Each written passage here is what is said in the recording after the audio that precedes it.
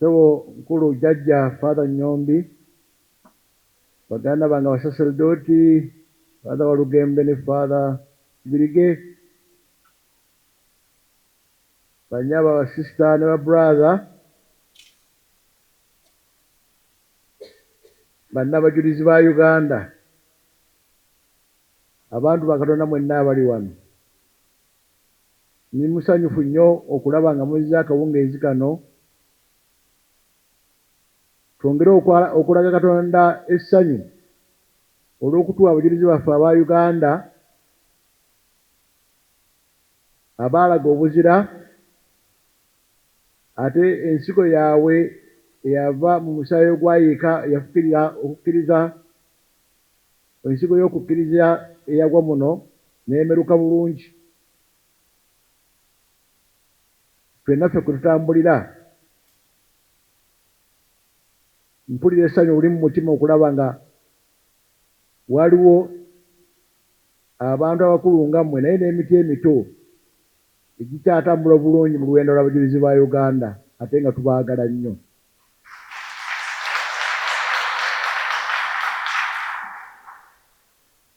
Olwaleero amasomo mugawulize ge tusomye ga lunaku olwa Luka omutuukirivu, 18 Okitoba. Naye emmisa gye tusomye y'abajulizi ba Uganda. Bonna batuukirivu bali mu ggulu. Luka ono, simanyi waliwo Luka mu mmwe abali wano. Tebakyagala kutuma mannya ga Luka. Naye Luka omutuukirivu yali mukwano gwa Pawulo.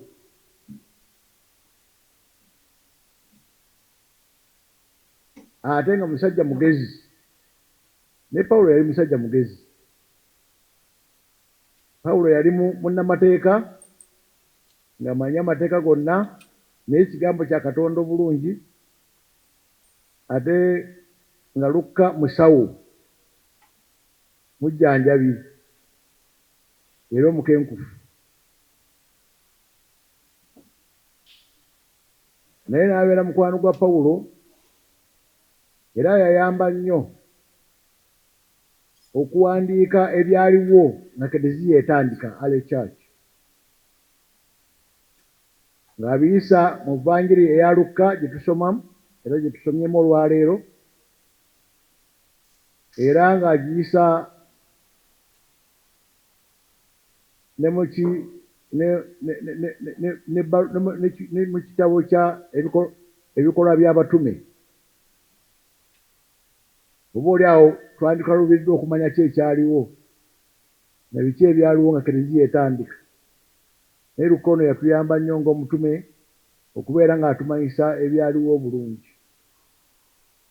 Era muwulidde mu ssomo lyaffe erisoose eritusomeddwa nga Pawulo awandiika n'agamba nti bonna banvuddeko, ndi ne Luka yekka wano ebikola emirimu.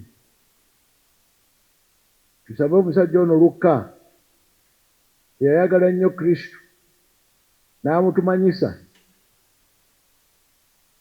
naffe atuyambe mu mulembe gwaffe guno gwe tulimu, twagale Mukama waffe Yesu Kristo ng'abajulizi bwe baamwagala.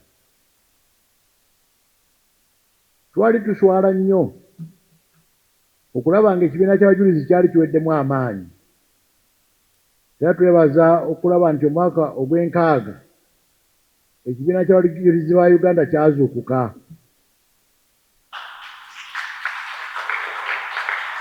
Twebaza nnyo jjajja Nyombi, yakola nnyo okulaba nga kino kibuna wano mu kitundu aye ne mu Uganda yonna, ne tufuna bammemba abakukuti abatambula n'abajulizi ba Uganda nga bannakibiina ekyo.